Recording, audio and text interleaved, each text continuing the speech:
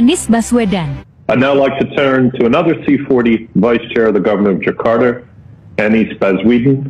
You also have 2 minutes, Governor. Thank you, Mr. Miller. Assalamualaikum warahmatullahi wabarakatuh. Good evening, good morning, everyone. The Honorable UN Secretary General, Mr. Antonio Guterres, fellow governors and mayors, ladies and gentlemen. It's a city government has a duty to provide livable living environment for its residents, and this include addressing climate change impact by making efforts to reduce cities' carbon emissions. So in these occasions, ladies and gentlemen, allow me to propose the assistance that cities needs from the UN. The UN may have a big role for supporting cities across the globe. Lastly, toward the COP26, the United Nations could also support countries to develop comprehensive architecture and financing structure to translate the benefit that are obtained by national government in the global forum to be executed at the local level. Thank you very much. If I may interrupt, I just would like to say that we are fully on board with your suggestions. We'll do our best with our agencies and country teams to fully support your perspective and in our global advocacy with governments to do exactly what you ask us to do in relation to your own governments. Thank you very much. Well, Governor Baswedan, you've already influenced the United Nations with 2 minutes. Imagine if you had 4 minutes. Thank you. Ganjar Pranowo. Assalamualaikum warahmatullahi wabarakatuh.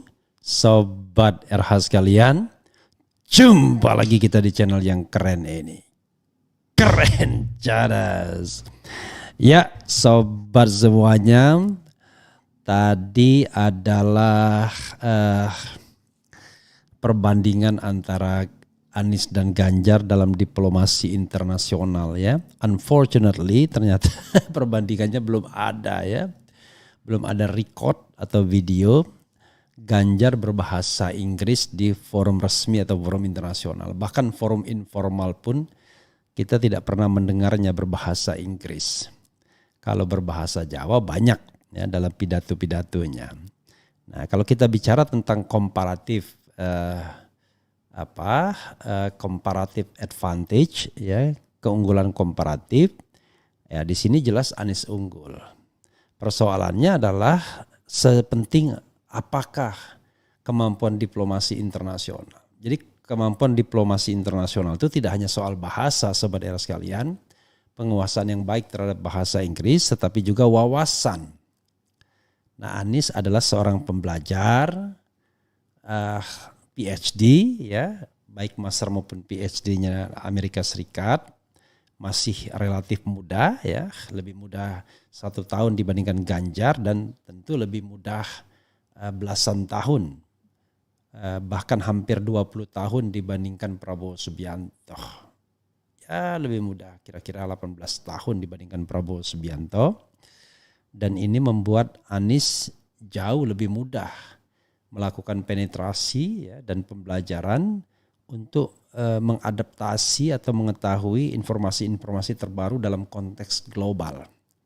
Dia punya sarananya, dia punya foundationnya, dasarnya dia punya, basic knowledge-nya dia punya, dan tentu saja pengalaman juga dia punya, kepercayaan diri dia punya. Jadi kalau kita bicara comparative advantage ya, tanpa bermaksud mengatakan Ganjar tidak ada apa-apanya, memang ya faktanya ya, sorry to say, maka dalam hal diplomasi internasional ya tentu kita melihat Anies unggul telak ya, unggul jauh. Bagaimana dengan Prabowo Subianto? Prabowo juga orang yang biasa bergaul dalam dunia internasional, tetapi pergaulan Prabowo Subianto pergaulan yang berbeda. Pergaulan bisnis, militer. Sementara Anies Baswedan adalah pergaulan yang terkait dengan wacana. Ya, dia menghadiri kongres, seminar. Jadi biasa terlibat dengan pemikiran-pemikiran dan it could be possible bertemu dengan pemimpin-pemimpin atau calon-calon pemimpin. Jadi banyak ya. Bagaimana ketika dia menjadi rektor itu beberapa kali dia hadir di luar negeri baik sebagai peserta maupun pembicara seminar internasional. Jadi memang pengalamannya banyak. Kenapa penting? Ya negara sebesar Indonesia sebagai the most Muslim population in the world misalnya, masa kita tidak berperan apa-apa dalam kancah global? Masa kita tidak memiliki gesture kepemimpinan? Menteri Luar Negeri Retno Marsudi misalnya lincah, tetapi kan bukan orang yang bisa make something different karena posisinya kan hanya sebagai a foreign minister. Tapi kalau posisinya sebagai seorang yang punya jabatan tertinggi di negara, prime minister atau presiden tentu akan berbeda. Dan tentu beda forum foreign minister dengan forum perdana menteri atau forum presidennya sebagai the head of executive, sebagai the head of government, itu tentu yang berbeda. Nah ini hanya sekedar keunggulan komparatif. Nah ini menurut saya jauh lebih mencerdaskan ya ketimbang main ejek-ejekan, kadrun dan lain sebagainya, lalu tiba-tiba bilang Yaman dan lain sebagainya, bilang bokep dan lain sebagainya. Ini jauh lebih mencerdaskan. Jadi coba kita buat perbandingan-perbandingan. Nah, kalau kita bicara perbandingan-perbandingan, maka kita akan objektif untuk melihat apakah Anies jauh lebih unggul dibandingkan Ganjar Pranowo, kan begitu. Oke, demikian juga Anies dengan Prabowo dan lain sebagainya. Pertanyaannya adalah apakah banyak yang lebih baik dari Anies? Saya kira tokoh yang accepted internationally nggak banyak di Indonesia, you name it ya. Kalau misalnya lulusan luar negeri banyak. Tapi tokoh yang secara internasional diakui, misalnya masuk 100 besar tokoh berpengaruh dan lain sebagainya, saya kira nggak ada bahkan, you name it. Siapa tokoh Indonesia yang dianggap berpengaruh? Ada Sri Mulyani, tetapi lingkupnya sebagai Menteri Keuangan. Siapa lagi ya? Ada beberapa. Tetapi kalau kita bicara mengenai tokoh untuk pimpinan puncak, barangkali Anies yang agak moncer di sana. Makanya tidak heran dia diterima di Oxford University, which is universitas tertua dan paling prestisius di Inggris ya. Diterima di Community Internasional, di interview ABC Australia dan lain sebagainya. Kalau dia menjadi presiden tentu kesempatan akan jauh lebih banyak dan juga menunjukkan kalau Indonesia adalah bangsa yang besar dengan sumber daya manusia yang baik, itu akan jauh lebih lebih bisa diberikan semangat, contoh yang baik. Kita tahu bahwa dalam periode kedua kepemimpinan Presiden Jokowi mengatakan akan membangun sumber daya manusia, tetapi kita tidak melihat ada arah terhadap pembangunan sumber daya manusia itu ya. Yang ada adalah justru pikiran kritis itu direpresi, bahkan dibatasi, bahkan dikriminalisasi. Jadi kita tidak melihat bahwa ada sumber daya manusia yang bisa meningkat dan kritis ketika kemudian pikiran kritis itu justru direpresi atau dikriminalisasi. Padahal janjinya adalah membangun sumber daya manusia. Jadi membangun sumber daya manusia itu salah satunya adalah mengembangkan demokrasi, saudara sekalian. Ya, kita tidak bisa punya manusia-manusia yang punya kemerdekaan, punya keberanian untuk berpendapat kalau demokrasi kita tidak kembangkan. Oh, Cina bisa, ya someday you will see Cina juga akan mengalami pemberontakannya sendiri ketika kaum buruh misalnya atau orang-orang makin tertekan, makin senjang dengan kehidupan mereka, makin tertekan, ya Tiananmen 2 bukan tidak mungkin terjadi lagi. Sekarang kan karena pemerintahan yang represif, orang takut untuk seperti misalnya Xinjiang atau Uighur, itu kan juga kena represi pemerintahan. Kita tidak ingin pemerintahan seperti itu tentunya. Oke, ini bahkan ada Smith Al-Hadar misalnya mengatakan pakar luar negeri tak ada capres yang bisa saingi Anies dalam kemampuan berdiplomasi di pentas global. Walaupun berita lama ya dari KBA, tetapi menarik ya untuk dibacakan. Coba apa sih perspektifnya, kita ingin tahu saja. Bakal calon presiden usungan Partai Nasdem Anies Baswedan memiliki kemampuan dalam berdiplomasi di tingkat global. Bahkan di antara semua bakal calon presiden yang ada saat ini tidak ada yang bisa menandingi mantan Gubernur DKI Jakarta tersebut dalam bidang ini. Anies itu kalau kita lihat dari calon-calon aspiran capres yang ada sekarang, nggak ada yang bisa saingi Anies dalam soal ini. Jelas pakar luar negeri Smith Al-Hadar dalam podcast ya, dipimpin Anies, Indonesia bisa jadi game changer di Indo-Pasifik di kanal YouTube Jurnal Politik TV. Kemampuan Anies berdiplomasi di dunia internasional, ujarnya, melanjutkan tidak lepas dari latar belakang pendidikannya. Anies menyelesaikan master di bidang International Security and Economic Policy di Maryland University dan Dr. Political Science di Northern Illinois University, keduanya di Amerika Serikat. Ya, tulisannya Illinois tapi bacanya Illinois. Karena dia itu bersekolah di sana, S2 dan S3 di AS Amerika Serikat maksudnya, dan yang paling penting track record dia ketika memimpin Jakarta itu sebenarnya Anies telah menjalankan politik luar negeri, jelas penasihat Indonesian Society for Middle East Studies ini.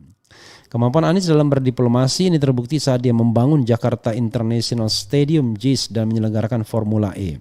Dalam membangun dan menjalankan kedua mahakarya tersebut, pemerintah pusat tidak mendukung bahkan memboikot, terutama terkait ajang balap mobil listrik bertaraf internasional yaitu Formula E.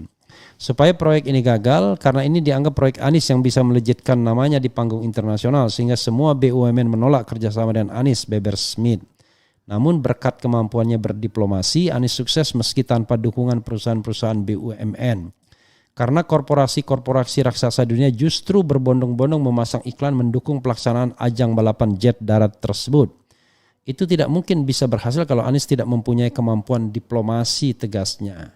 Contoh yang paling menarik adalah ketika Sekjen Perserikatan Bangsa-Bangsa Antonio Guterres takjub mendengar pidato singkat Anies selaku Gubernur DKI Jakarta tadi ya, videonya. Dalam forum virtual dialogue between C40 mayors and UN Security General advancing carbon neutrality and resilience recovery for cities and nations. Usul Anies dalam pidato yang hanya 2 menit terkait kebijakan dari dampak perubahan iklim langsung diterima Sekjen PBB. Dan begitu habis mereka dialog, Sekjen PBB menyatakan, saya setuju dengan pandangan Anda dan dia ikuti terang Smith. Lebih jauh, Smith menjelaskan dalam pergaulan internasional ada banyak instrumen yang dilakukan sebuah negara dalam mempengaruhi negara lain. Pertama lewat ekonomi, misalnya memboikot. Kedua mempermalukan negara target dengan mengekspos kasus-kasus negara tersebut di dunia internasional. Ketiga lewat perang, keempat melalui diplomasi secara umum. Nah, yang lain itu adalah diplomasi umum. Ini murah, resikonya kecil, tapi dia memerlukan kecanggihan, kecerdasan pemimpin sebuah negara. Karena dia nggak ada modal kecuali ngomong bagaimana mempengaruhi lawan bicaranya, ungkapnya. Karena itu sekarang itu berkembang satu ilmu baru dalam diplomasi internasional yang disebut dengan meta power. Jadi diplomasi satu negara itu bergantung kepada kekuatan pemimpin negara itu, bagaimana dia mempengaruhi lawan bicaranya, ungkapnya. Dalam konteks inilah katanya lagi, di antara semua bakal calon tidak ada yang memiliki kemampuan seperti Anies dalam berdiplomasi. Menurutnya Indonesia akan diuntungkan kalau Anies yang menjadi pemimpin negara ini periode mendatang. Ini kekuatan Anies, ini modalnya, karena itu saya sangat yakin kalau Anies menjadi presiden Indonesia, Indonesia mendapatkan keuntungan, bisa mendapatkan keuntungan dari politik luar negeri itu, karena lebih dari kapanpun di dunia global pada saat ini, politik luar negeri itu berperan penting, tandasnya. Yaitu adalah satu aspek ya yang kita butuhkan. Jadi kita tidak bisa juga sekedar inward looking, melihat ke dalam. Kita juga harus outward looking, karena interaksi dunia itu tanpa batas. Kalau dulu zaman Pak Harto nggak ada internet, ya, tidak ada Android, tidak ada gadget yang kita bisa bawa kemana-mana dan kemudian memantau apapun yang dibicarakan orang dunia ini. Sehingga diplomasi itu berjalan sangat formal dan melalui saluran yang sangat terbatas. Paling telepon. Tapi sekarang dunia sudah semakin canggih, kita bisa ngomong dengan penduduk dunia hanya di dalam kamar ya. Kita buka HP kita, lalu kemudian buat video, kita masukkan ke media sosial kita atau media sosial orang lain, kita kirimkan kemana-mana, maka kita mempengaruhi warga dunia untuk mengikuti alur atau jalan pikiran kita. Nah, tentu saja the essential aspeknya adalah kemampuan berbahasa.